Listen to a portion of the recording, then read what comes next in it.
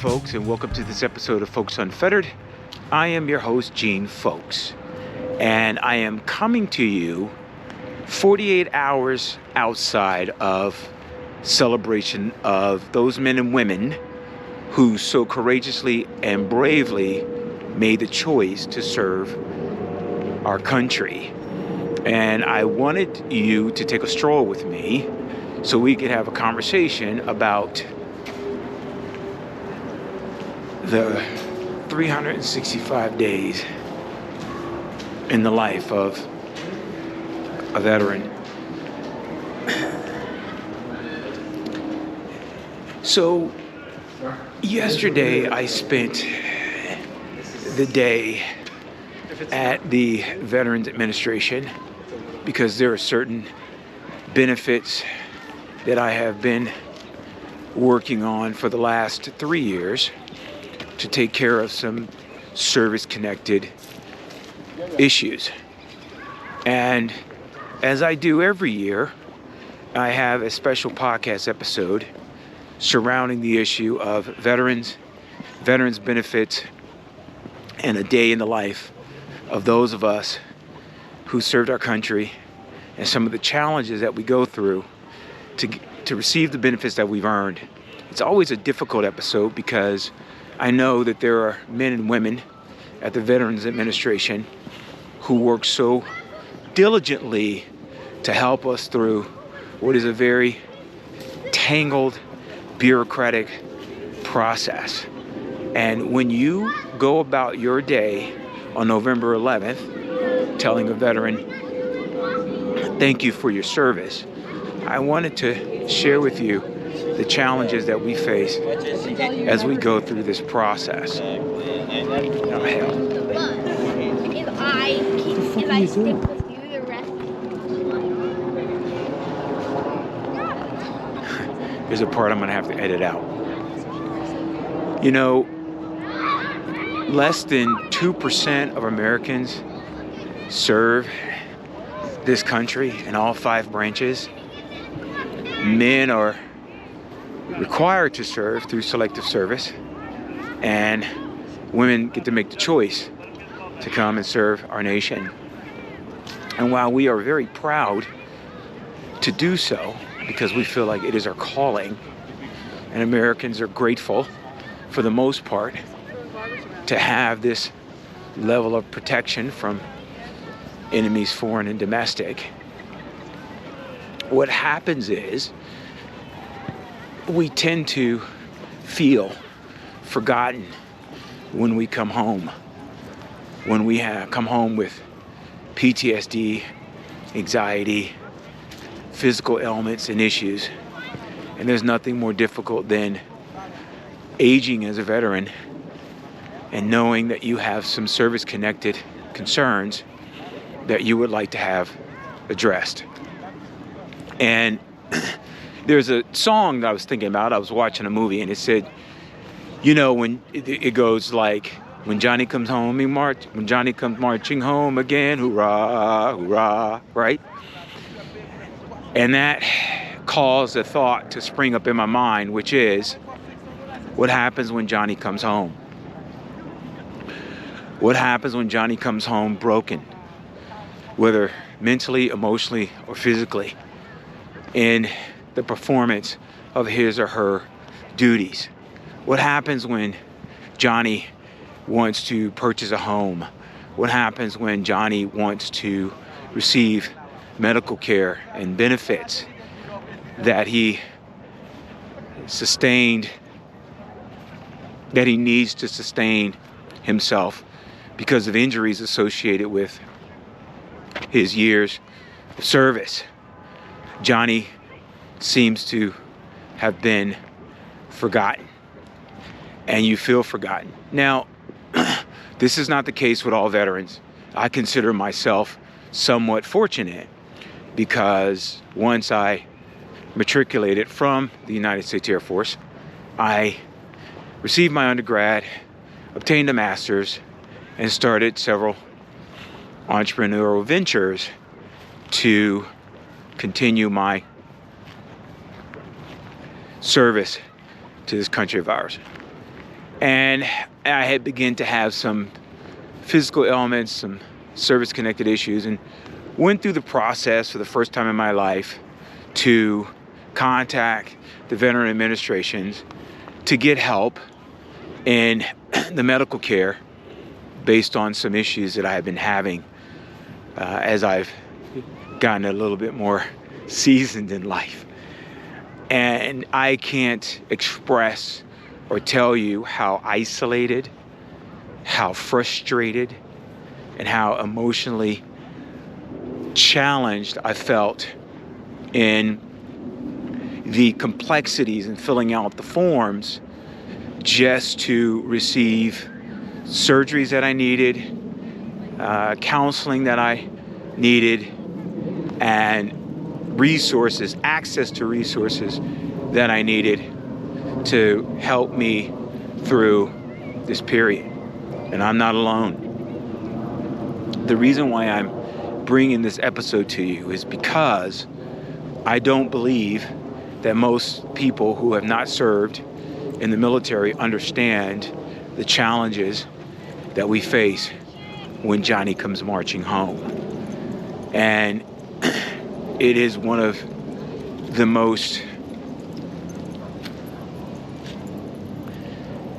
how do I say this? It is one of the most challenging aspects to the life, or in the life of a veteran. You know, recently we've had a lot of conversations around immigrants and people migrating from other countries to America, and you hear certain states that are providing health care, employment opportunities, shelter for migrants. And this is no slight on migrants or immigrants that come to our country. If I compare that to what resources are available to veterans, migrants get better care quicker and faster than people that have served this country who've always been here. And I wanted to bring that to your attention because, not from a point of contention or bitterness, just a reality. A lot of times we're denied our claims for certain things, and we are made to feel like we are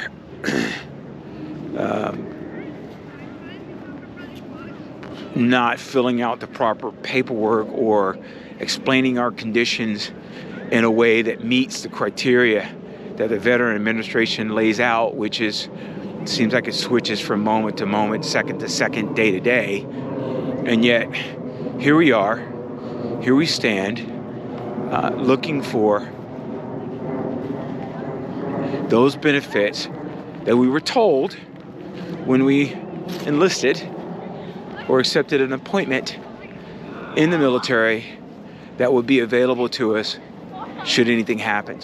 I can't explain to you the amount of years that most of us spend trying to make our case. You won't hear those stories of a veteran waiting 3, 4, 5, 6, 7, 8, 9, 10 years just to get authorization from the VA for a hearing aid or exposure to toxic chemicals or arthritis because of an accident within the performance of our duties, or anxiety or PTSD. As you go about this Veterans Day, I'd like for you to consider how you can do more than just thank us for our service, how you can petition your government officials, your congressmen and women, to say we need better care for our veterans.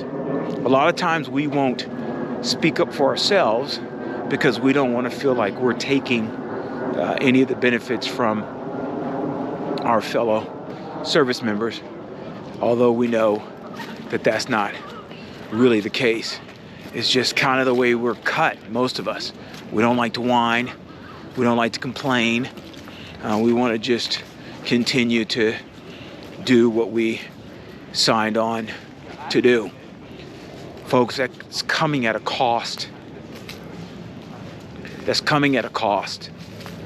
That's coming at a cost to the mental health and well-being of those of us who made the decision to put our lives on the line for this country. And now that we need you most, and I can't speak for all veterans,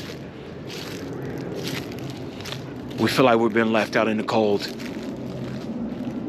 That everyone else is more important to us, more important than us. And that's something that shouldn't sit well with any of us if we claim to be a nation as great as we believe ourselves to be. I don't want to feel like I'm bashing what we have. I'm just sharing. There are really great resources out there on YouTube and some other platforms where veterans have conversations trying to help other veterans to receive the benefits in which they have earned without being preyed upon, without being charged for the things that we should not be charged for. We've made some really great strides, some good strides as it pertains to caring for our service members, but we can do better.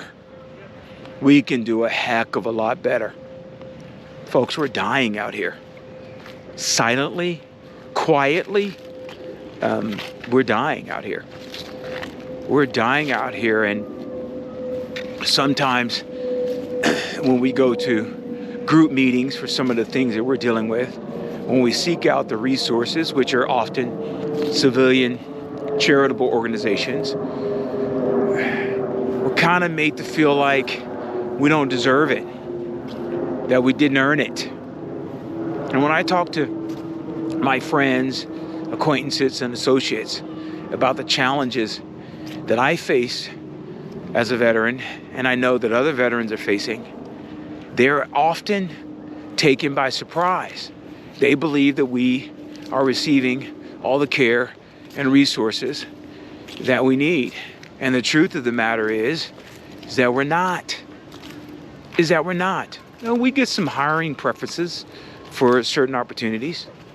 We receive some access to resources to help us do better for ourselves and our families, but we can do more.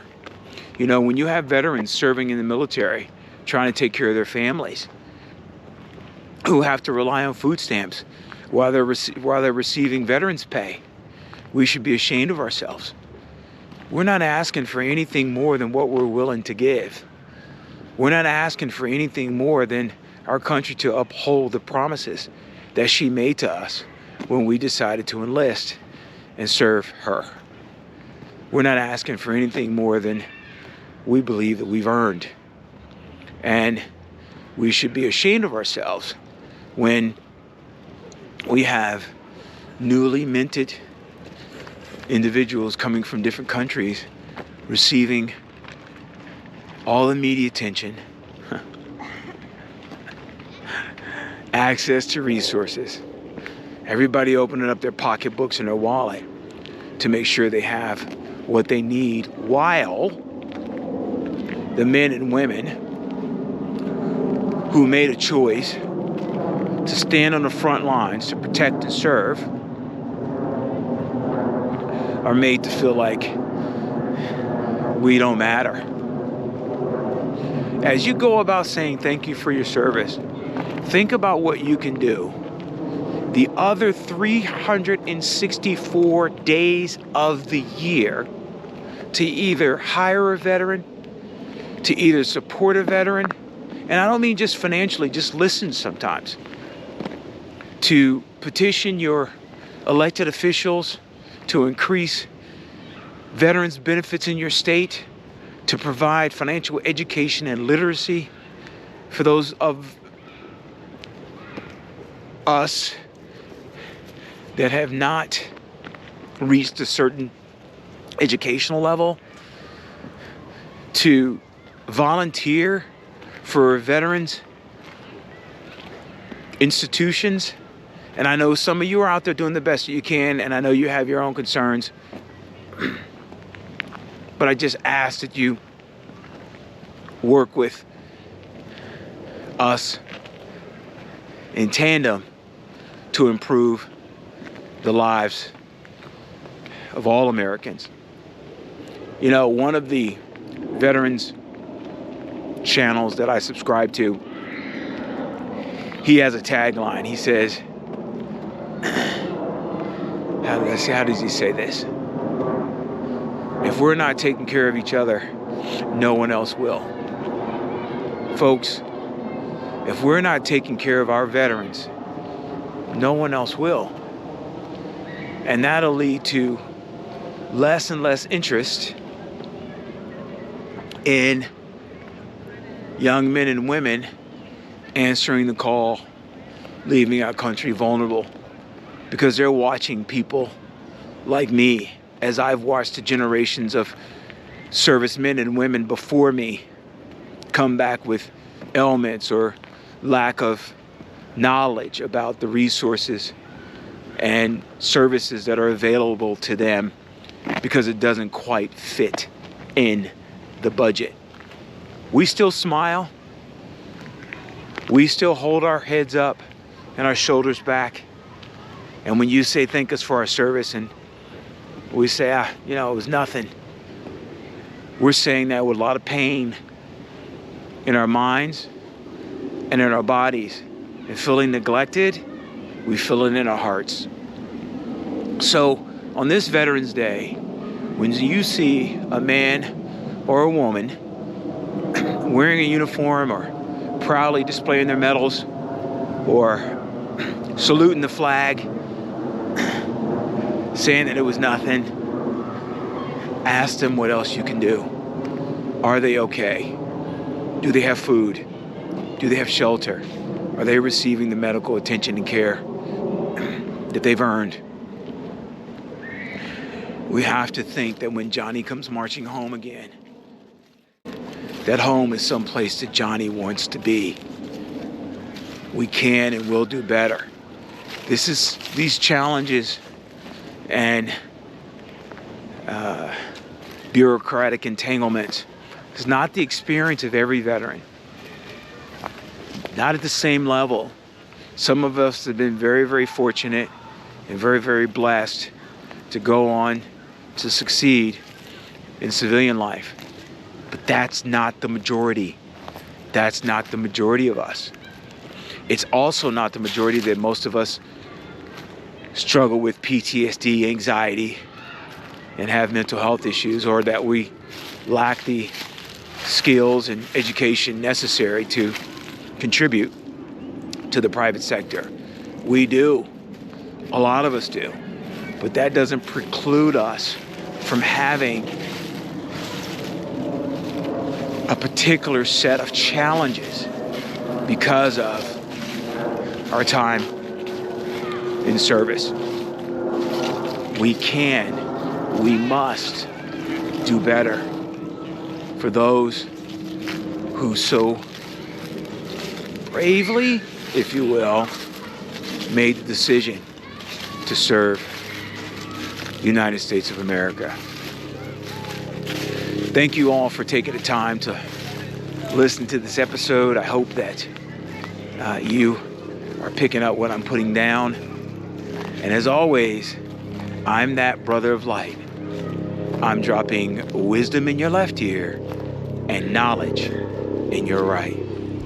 Take care and enjoy your day off.